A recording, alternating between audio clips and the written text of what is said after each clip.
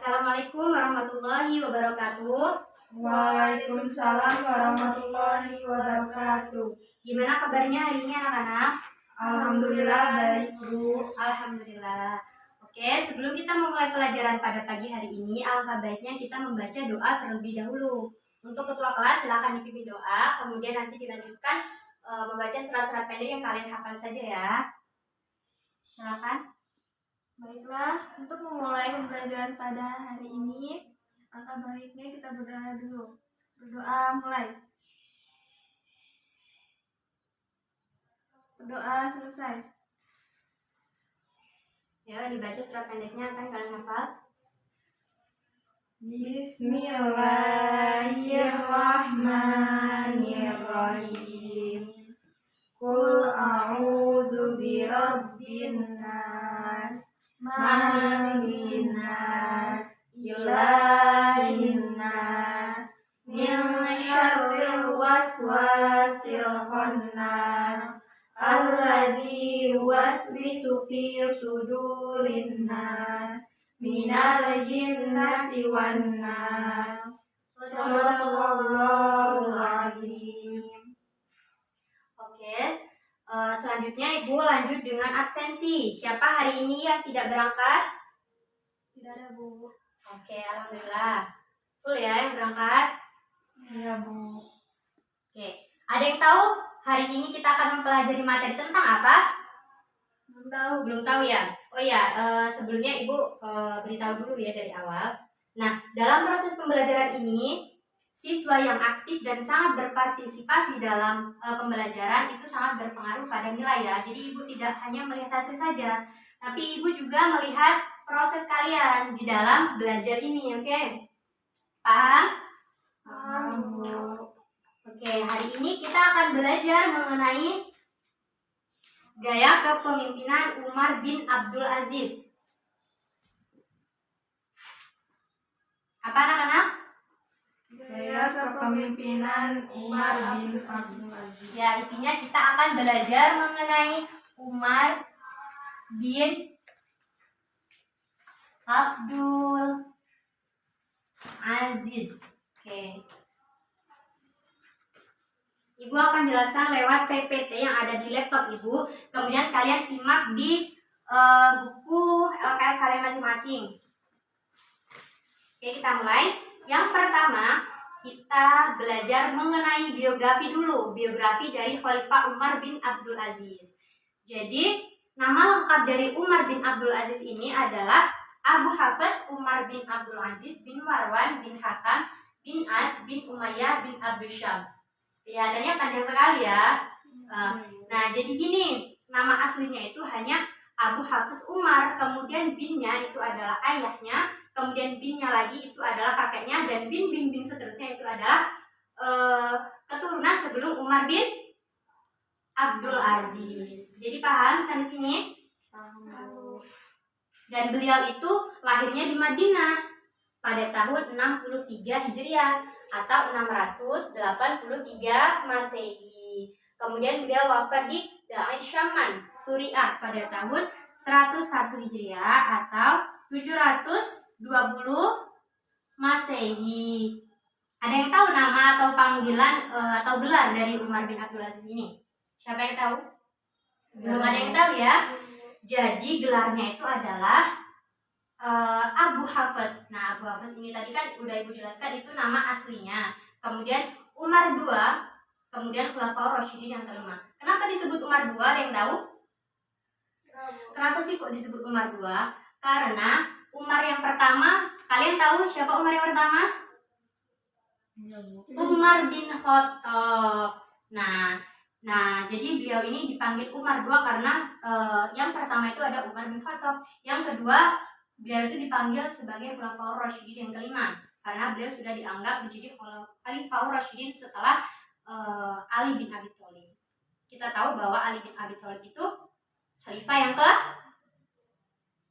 berapa? Ali bin Abi Thalib? Belum tahu, Masya Allah. Khalifah yang keempat anak-anak. Masa anak MTS belum tahu? Jadi Ali bin Abi Thalib ini khalifah yang keempat. Gitu. Oke, kita lanjut. Jadi nama dari ibu dari Umar bin Abdul Aziz ini adalah Laila Ummu Asim binti Asim bin Umar bin Khattab. Nah, dari sini kita ketahui bahwa beliau ini adalah keturunan dari Umar bin Khattab. Kan ada bin-binnya tadi, Ibu tadi sudah jelaskan ya. Nah, sedangkan ayahnya ini bernama Abdul Aziz. Beliau ini juga seorang gubernur di Mesir pada kala itu. Umar bin Abdul Aziz ini menghabiskan sebagian besar hidupnya di Madinah hingga ayahnya wafat tahun 85 Hijriah atau 704 Masehi. Kemudian pamannya ini yang bernama Abdul Malik bin Marwan membawanya ke Damaskus. Kemudian menikahkan dengan putrinya yang bernama Fatimah. Siapa? Yang bernama siapa? Fatimah. Oke, bernama Fatimah. Setelah ayahnya wafat, kemudian beliau dibawa oleh pamannya dan dinikahkan oleh putrinya. Oke, selanjutnya kita akan membahas mengenai gaya kepemimpinan Umar bin Abdul Aziz itu sendiri. Jadi sebagai gambarannya, Ibu jelaskan dulu bahwa Umar bin Abdul Aziz ini diangkat menjadi khalifah atau gubernur pada umur 24 tahun. Dan beliau ini menjabat selama 3 tahun. Nah, Umar bin Abdul Aziz ini dalam usianya yang bisa dibilang masih muda ya, 24 tahun sudah menjadi gubernur. Dan beliau ini menjabat selama 3 tahun, tidaklah lama. Cuman beliau ini menjabatnya banyak melakukan perubahan atau prestasi-prestasi yang beliau raih itu banyak ketika beliau memimpin menjadi gubernur. Dia itu diangkat menjadi khalifah berdasarkan wasiat khalifah dinasti Umayyah sebelumnya, yaitu Sulaiman bin Abdul Malik. Siapa? Sulaiman bin Abdul Malik. Iya, Sulaiman bin Abdul Malik. Mana tadi ya judulnya? Oke. Nah, beliau ini diangkat menjadi khalifah bukannya senang atau gembira atau bangga. Tidak seperti pemimpin yang saat ini diangkat itu beliau itu bangga, bahkan mereka berlomba-lomba bagaimana caranya untuk menjadi pemimpin. Kan biasanya ada pencitraan tersendiri gitu kan, biar dipilih gitu. Kalau beliau ini tidak, diangkat menjadi khalifah, bukannya beliau ini senang, tetapi beliau malah mengucapkan kalimat istirja. Apa itu kalimat istirja? Ada yang tahu? Masya Allah, kalimat istirja itu adalah kalimat innalillahi wa inna ilaihi rajiun. Nah, apa sebab beliau ini mengucapkan kalimat istirja? Ada yang tahu? Kenapa sih beliau kok malah mengucapkan kalimat istirja? Bukannya alhamdulillah? Ya, karena terpilih itu kaget katanya. Ya. Jadi beliau itu menganggap bahwa jabatan itu adalah sebuah musibah. Kenapa musibah? Karena jabatan itu kalau beliau tidak bisa bertanggung jawab dan mengajak umatnya kepada jalan yang lurus, beliau akan berpikir nanti di akhirat akan dipertanggungjawabkan jabatannya itu. Begitu, paham ya? Ya. Oke. Nah, setelah beliau menjadi khalifah, beliau juga meninggalkan cara hidup glamour atau bermewah-mewahan. Bukannya beliau itu hidup bermewah-mewahan karena sudah menjabat, mungkin uangnya sudah banyak, itu beliau tidak demikian, tetapi beliau itu malah mengembalikan semua hartanya ke Baitul Mal, dan beliau itu memilih cara hidup yang sederhana. Dari sini ada yang mau ditanyakan atau sudah paham? Ya, cukup, Bu. Cukup ya. Kalau cukup, kita lanjut mengenai usaha-usaha Khalifah Umar bin Abdul Aziz. Apa saja sih usaha-usaha yang Umar bin Abdul Aziz ini terapkan pada saat dia memimpin? Ada yang tahu? Usaha-usahanya itu ada 3. Yang pertama pada bidang agama, yang kedua pada bidang ekonomi, dan yang ketiga pada bidang pengetahuan. Oke, kita bahas yang pertama dulu ya. Usaha beliau dalam bidang keagamaan yaitu yang pertama menghidupkan kembali ajaran Al-Quran dan Sunnah Nabi SAW. Kalian tahu bahwa pada zaman itu bisa dikatakan bahwa umatnya itu memang sudah jauh dari ajaran Al-Quran dan Sunnah Nabi. Nah, jadi beliau itu menghidupkan kembali ajaran Al-Quran dan Sunnah tersebut. Kemudian yang kedua, menerapkan hukum syariah Islam secara serius dan sistematis. Tidak hanya itu, kemudian beliau juga mengadakan kerjasama dengan ulama-ulama besar seperti Hasan al-Basri dan Sulaiman bin Umar. Dan yang paling menonjol menurut Ibu ya, usaha dari Khalifah Umar bin Abdul Aziz dalam bidang keagamaan yaitu kodifikasi hadis. Nah, kita tahu bahwa pada saat kodifikasi hadis itu Umar memerintahkan gubernur Madinah yang pada saat itu bernama Abu Bakar bin Muhammad Amr bin Hazm supaya beliau itu membukukan hadis-hadis Nabi yang terdapat pada para penghafal. Jadi ulama yang ditunjuk pada saat itu oleh Khalifah untuk melakukan pengumpulan hadis dari penghafalnya adalah Abu Bakar bin Muhammad Amr bin Hazm dan Muhammad ibnu Syihab az-Zuhri. Nah, apa sih yang latar belakangi beliau ini mengkodifikasikan hadis? Jadi latar belakangnya itu adalah pada saat itu memang banyak para syuhada atau penghafal hadis pada zaman itu. Kemudian pada zaman itu juga marak-maraknya hadis palsu. Jadi itu yang melatari beliau itu mengkodifikasikan hadis. Ditakutkan nanti hadisnya tercampur dengan hadis palsu. Iya, betul sekali, hadis palsu. Kemudian pada bidang ilmu pengetahuan, coba dibacakan apa prestasi Umar bin Khattab pada bidang ilmu pengetahuan. Coba dibacakan. Siapa dari salah satu kalian? Saya, Bu. Oke, silakan Putri.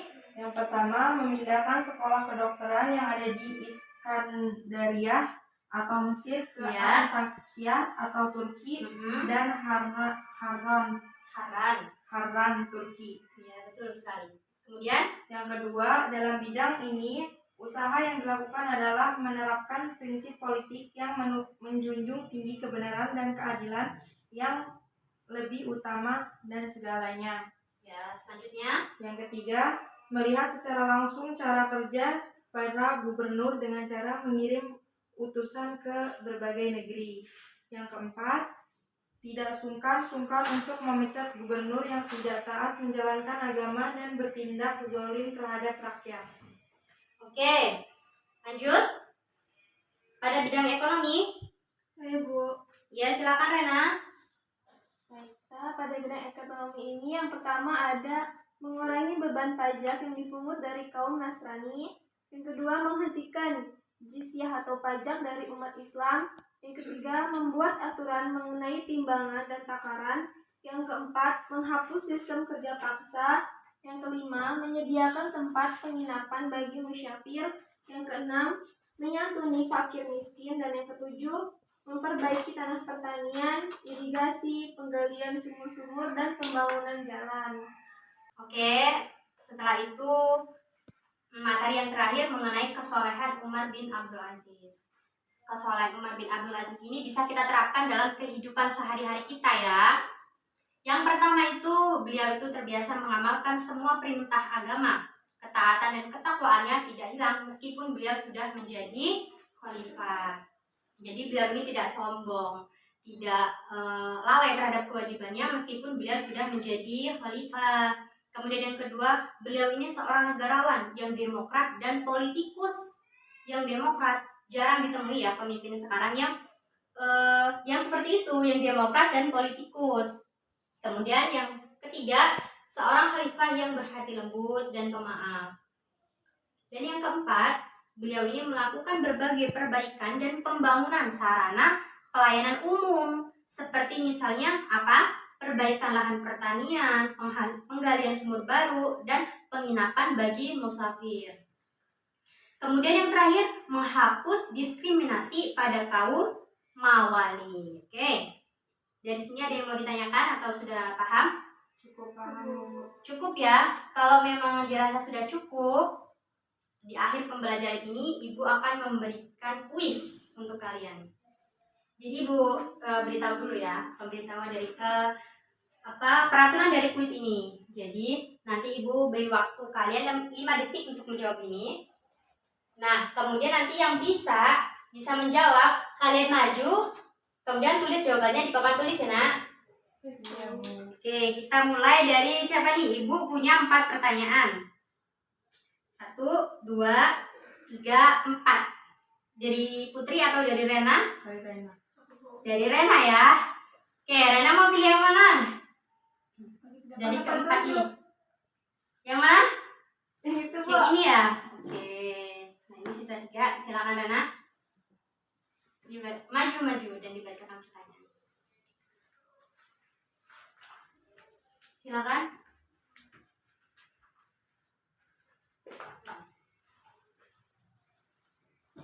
Apa pertanyaannya?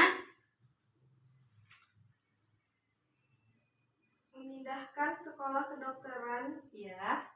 yang ada di Iskandar atau Mesir ke Antakya atau Turki dan Haram.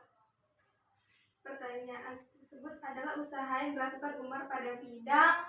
Ayo, Ibu kasih waktu 5 detik. Jawab. 1, 2, 3, 4, 5. Ayo silakan Rena dijawab, ditulis di papan tulis.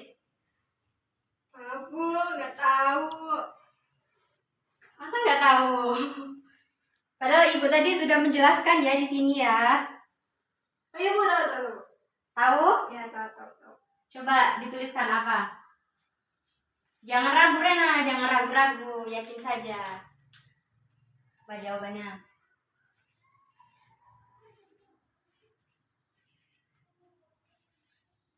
Ya ini pertanyaannya cukup mudah ya. Kalau Rena nggak tahu, berarti Rena tadi tidak mendengarkan Ibu ketika menjelaskan. Ada bidang?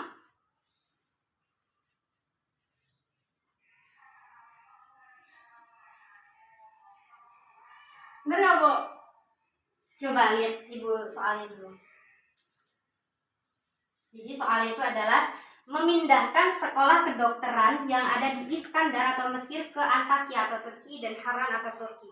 Pernyataan tersebut adalah usaha yang dilakukan Umar pada bidang pengetahuan. Iya, 100 untuk Rena. Masya Allah. Betul. Pertanyaan yang pertama. Kemudian pertanyaan yang kedua. Yang tadi sudah ya. Oke. Kemudian masih ada 3 kartu atau pertanyaan. Silakan Putri mau pilih yang mana? Yang tengah. Oh ya, silakan. Coba maju dibacakan pertanyaannya.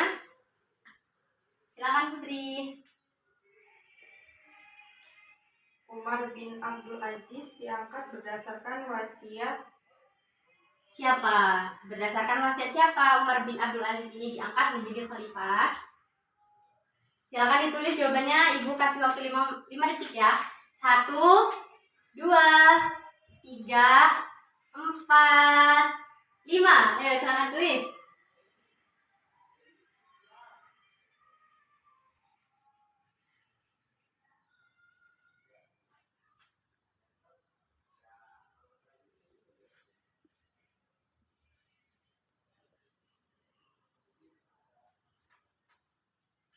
Masya Allah. Ya, betul sekali jawaban dari Putri tadi dan jawaban dari Rena tadi. Dua-duanya benar. Yang pertama pada bidang pengetahuan dan yang kedua Sulaiman bin Abdul Malik ya. Oke, kita lanjut ke pertanyaan berikutnya. Silakan Rena, pilih yang mana? Ini Bu. Oke. Dibaca silakan pertanyaannya.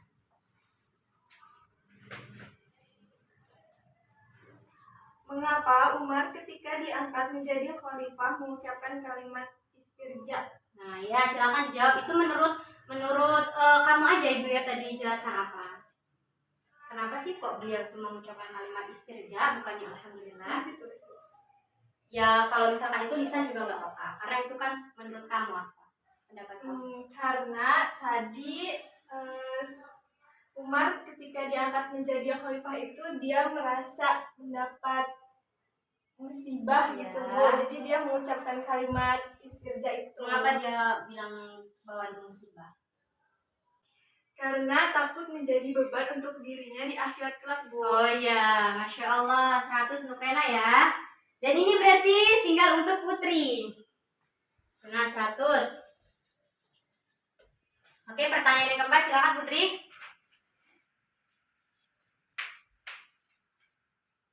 Jawab.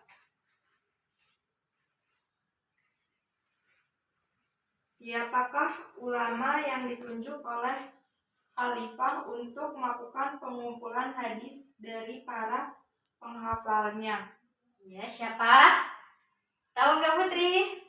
Lupa Bu. Oh, lupa, Masya Allah. Oke. Jadi Putri lupa ya. Nah, Putri lupa. Jadi yang dapat reward berarti siapa nih? Ini tadi yang jawab Rena. Kemudian ini jawab Putri. Kemudian ini Rena. Dan yang terakhir jawab Putri. Putri tadi tidak bisa menjawab. Berarti otomatis yang mendapat reward adalah Rena. Oke. Nanti Rena di akhir pembelajaran silakan temui ibu di kantor ya. Nanti silakan ambil rewardnya. Oke? Oke, karena berhubung waktunya sudah mepet, sebentar lagi adalah jam istirahat. Mungkin cukup sampai di sini ya pembelajaran kita pada pagi hari ini. Untuk kesimpulannya nanti kalian baca-baca, dan untuk tugas selanjutnya di rumah kalian nanti baca-baca, kemudian nanti dicatat untuk minggu depan rangkuman kalian nanti ibu periksa ya. Ibu lihat catatan kalian minggu depan. Oke? Sebelum kita mengakhiri pembelajaran pada pagi hari ini, sebaiknya kita membaca hamdalah dan doa kifaratul masjid agar pembelajaran kita pada hari ini bermanfaat. Oke. Alhamdulillahirabbil alamin. Subhanakallahumma wa bihamdika asyhadu an la ilaha illa anta astaghfiruka wa atubu ilaik. Oke, Ibu akhiri billahi taufik wal hidayah. Wassalamualaikum warahmatullahi wabarakatuh. Waalaikumsalam warahmatullahi wabarakatuh.